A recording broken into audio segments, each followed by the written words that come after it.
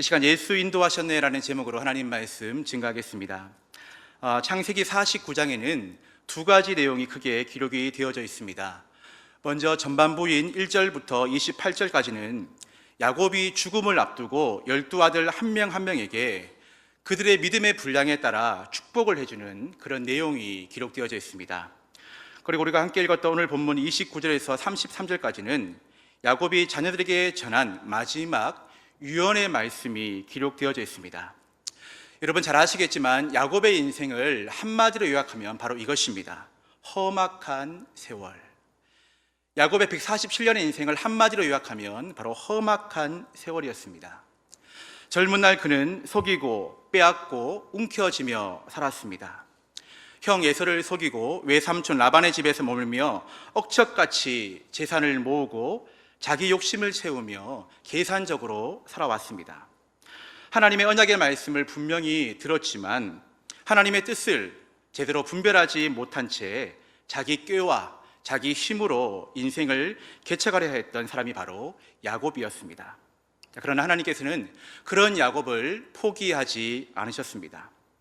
야복강에서 허벅지 관절이 부러지는 아픔을 통해서 야곱의 그 마음을 꺾으시고 야복 나루터에서 야곱이 아니라 이제는 이스라엘이다라는 새 이름을 주셨습니다. 그런데 그럼에도 불구하고 그의 삶은 결코 순탄하지 않았습니다. 요셉을 잃은 슬픔, 가나안 땅에서의 기근, 그리고 수많은 가정의 상처가 그의 인생을 흔들었습니다. 그래서 바로 앞에 섰을 때에 그는 고백합니다.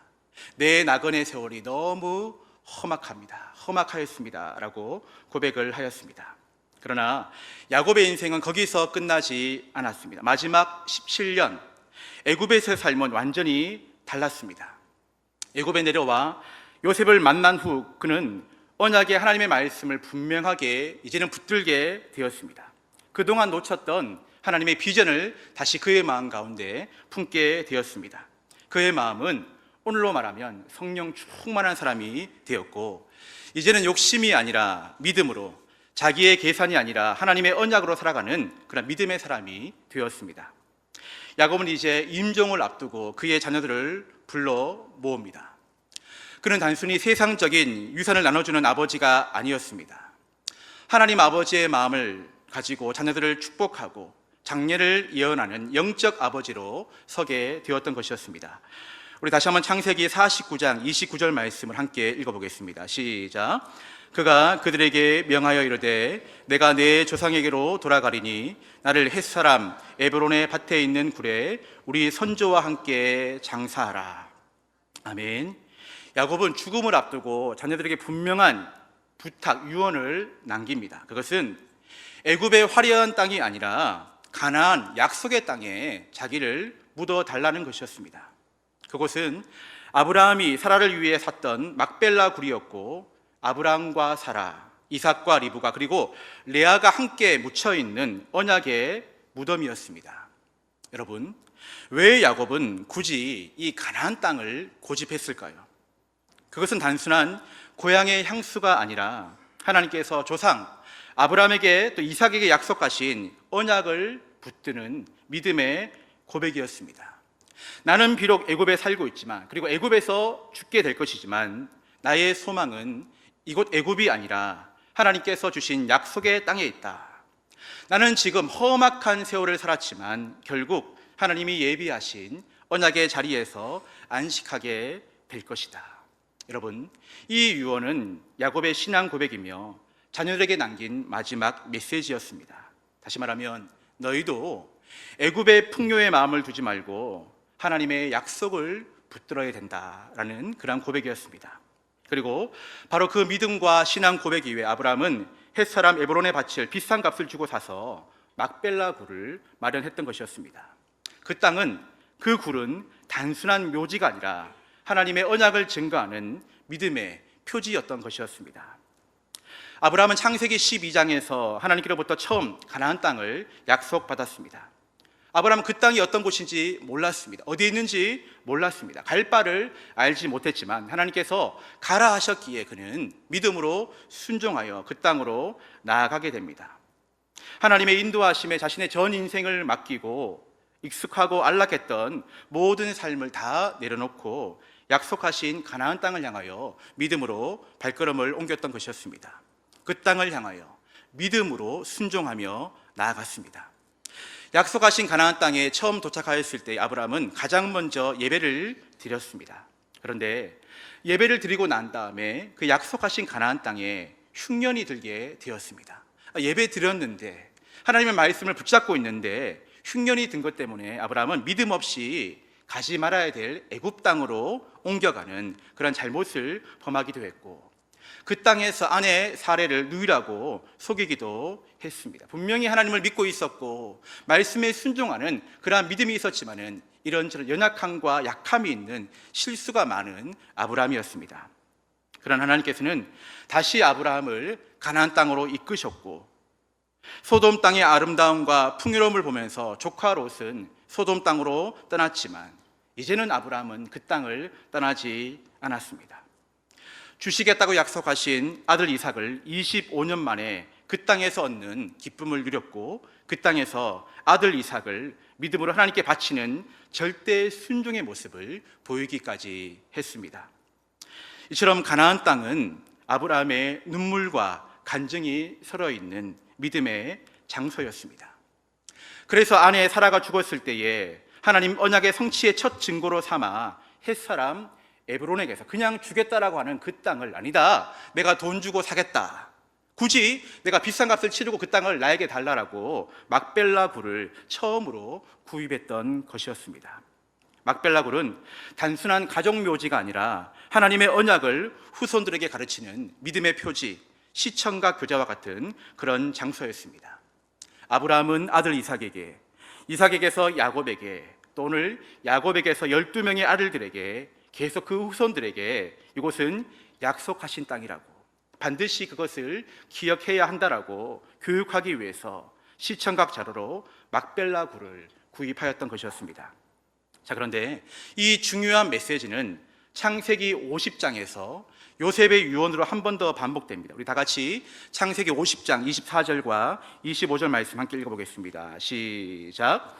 요셉이 그의 형제들에게 이르되 나는 죽을 것이나 하나님이 당신들을 돌보시고 당신들을 이 땅에서 인도하여 내사 아브라함과 이삭과 야곱에게 맹세하신 땅에 이르게 하시리라 하고, 요셉이 또 이스라엘 자손에게 맹세시켜 이르기를 하나님이 반드시 당신들을 돌보시리니 당신들은 여기서 내 해골을 메고 올라가겠다 하라 하였더라. 아멘.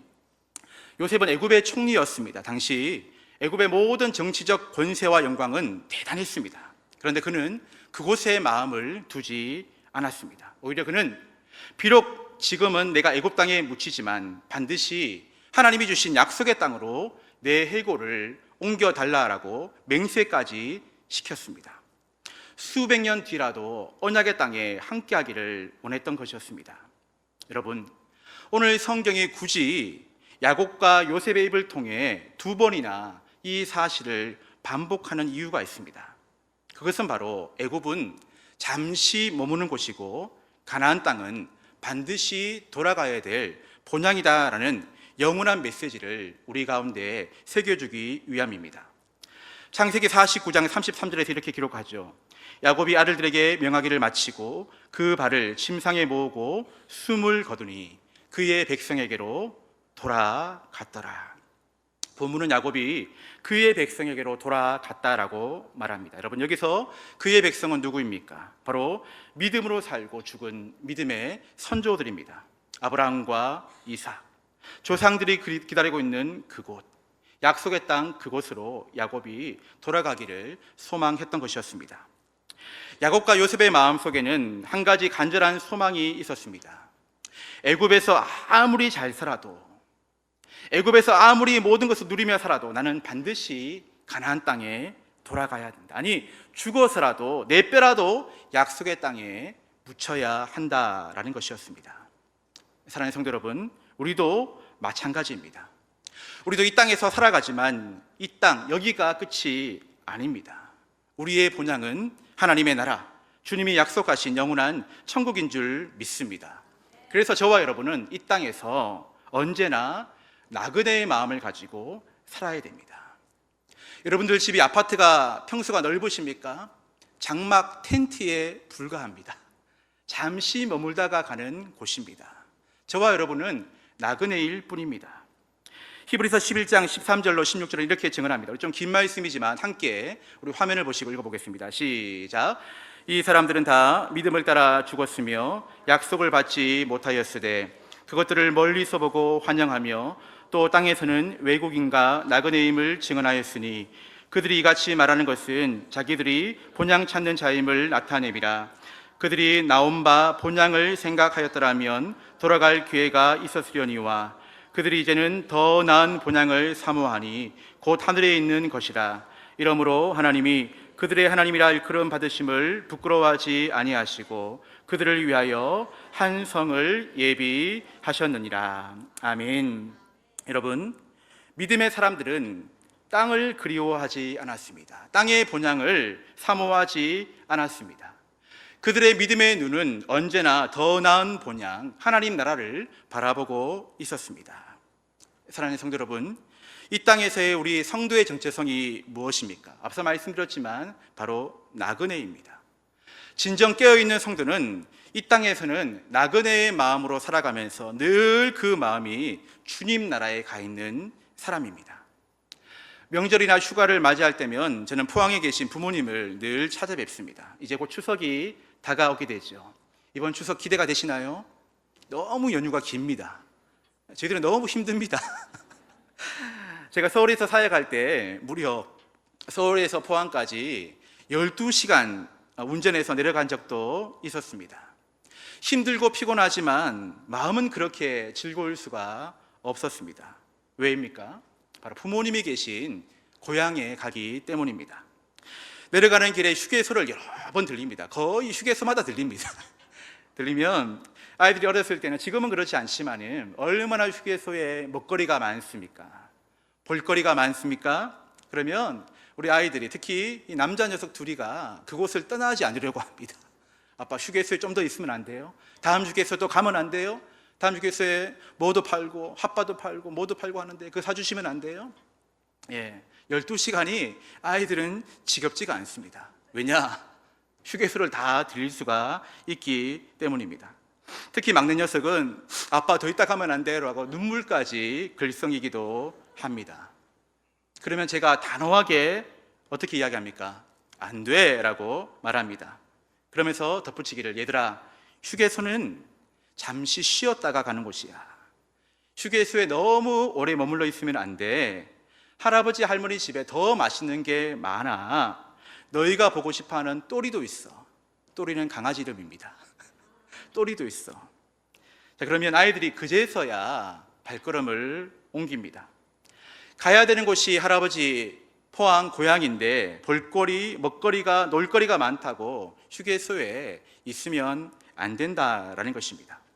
여러분, 성경은 우리의 시민권은 하늘에 있고 우리는 하나님 나라를 바라보는 자이고 이것이 우리 그리스도인의 성도의 정체성이다라고 분명하게 말씀하고 있습니다. 야고보는 후손들에게 하나님의 언약 백성으로서의 분명한 정체성, 더 나은 본향, 천국 신앙을 물려주고 죽기를 원했던 것이었습니다. 그래서 시편 116편 15절에서 시편 기자는 우리 성도의 죽음에 대해서 이렇게 말씀합니다. 함께 읽어볼까요? 시작. 그의 경건한 자들의 죽음은 여호와께서 보시기에 귀중한 것이로다. 그리고 요한계시록 14장 13절에서도 성도의 죽음에 대해서 주 안에서 죽은 자들은 어떻게 해요? 복이 있도다. 인간의 모든 죽음이 다 복된 죽음이 아니라 주 안에서 죽는 믿음, 죽음, 주를 믿다가 죽는 죽음, 바로 성도의 죽음만이 복된 죽음이다라는 것입니다. 여러분, 왜 성도의 죽음이 복된 것입니까? 바로 성도로 살다가 성도로 죽은 자들이 받을 복이 바로 새 하늘과 새 땅, 영원한 천국이기 때문인 줄 여러분들 믿으시기를 주님의 이름으로 축복합니다. 우리의 소망이 바로 여기에 있는 것입니다. 우리 신앙의 이유가 바로 여기에 있는 것입니다. 그러기에 우리는 결코 죽음이 두렵지 않습니다. 그래서 성도는 이 세상을 살아가면서 이런저런 힘들고 어려운 일을 만나지만은 그러한 상황 속에서도 주 예수와 동행하니 그 어디나 하늘나라라고 찬양할 수가 있는 것이죠. 성도는 슬픈 장례식장에서도 천국에서 만나보자라고 부활의 소망과 믿음으로 찬양할 수가 있는 것입니다. 야곱이 화려한 애굽 땅에 묻히기를 원하지 않고 초라하지만 약속하신 가나안 땅에 묻히기를 원했던 것은 바로 더 나은 본향을 사모하는 믿음이 그에게 있었기 때문이다라고 오늘 성경은 우리에게 분명하게 증언해 주고 있습니다.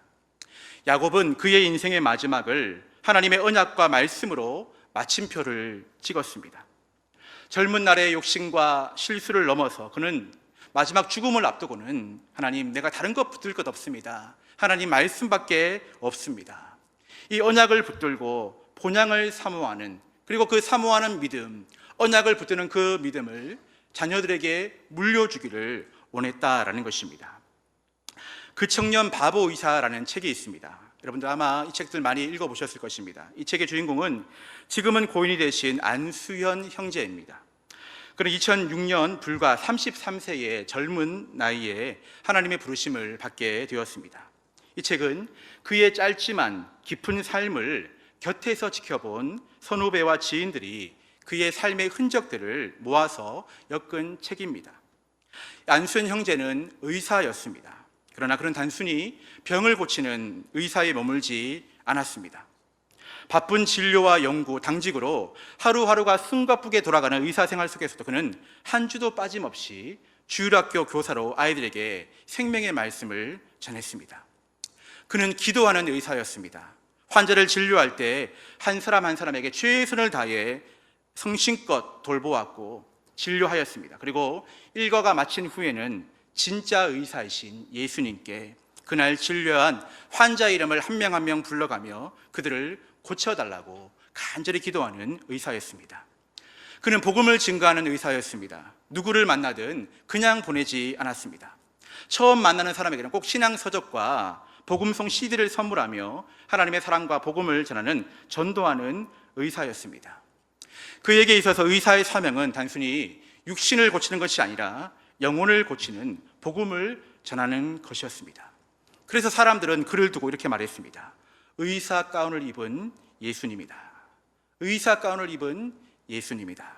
자, 그런데 안타깝게도 그는 군의관 대위로 복무하던 중 유행성 출혈에 감염되어 33세 예수님의 이 나이에, 젊은 나이에 하나님의 품에 안기게 되었습니다.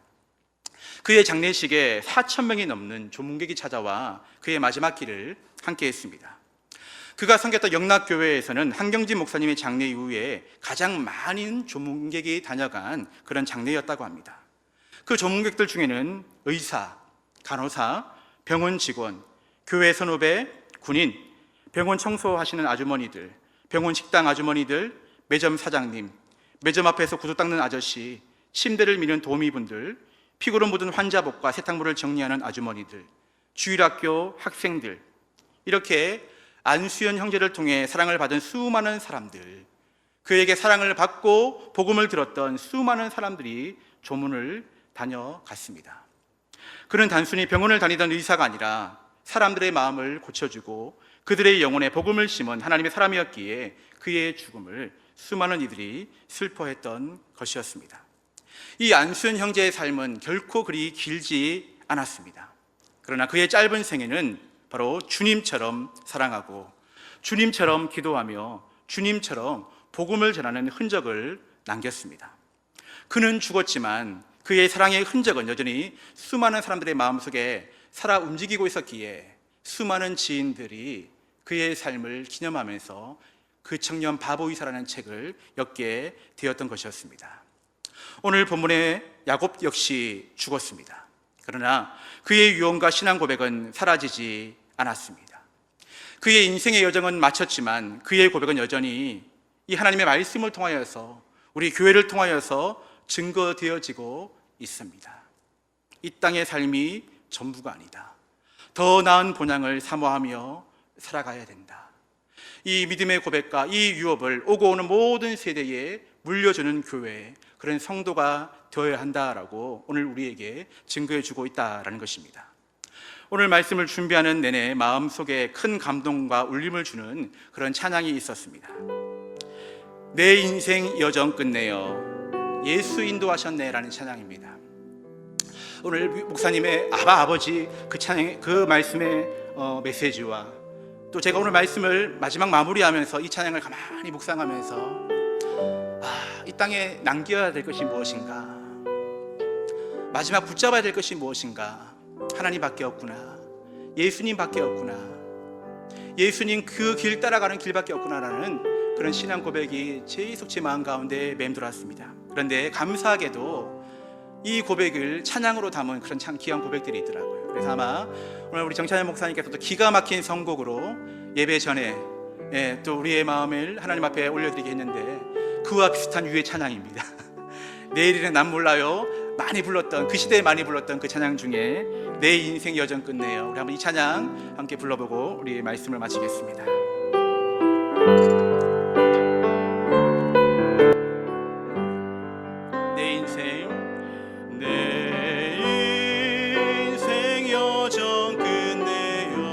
강 건너 언덕 이를 때, 강 건너 언덕 이를 때 하늘 문 향해 말하리, 하늘 문 향해 말하리. 예수 인도하셨네. 매일 발걸음마다, 매일 발걸음마다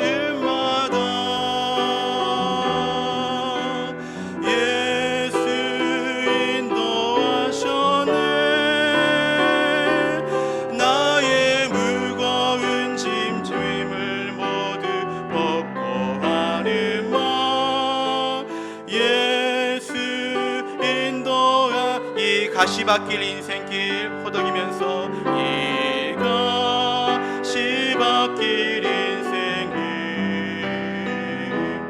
허덕이면서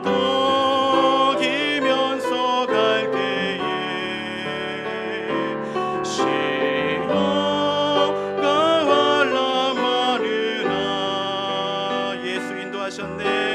예수 인도하셨네. 매일 발걸음마다, 매일 발걸음마다 예수 인도하셨네. 나의 무거운 죄짐을 모두 벗고 하는 마, 예수 인도하셨네. 밟은 발걸음마다, 내 밟은 발걸음 주 예수 보살피시사, 주 예수 보살피시사. 승리의 개가 부르며, 승리의 개가 부르며 주를 찬송하리라. 매일 발걸음마다,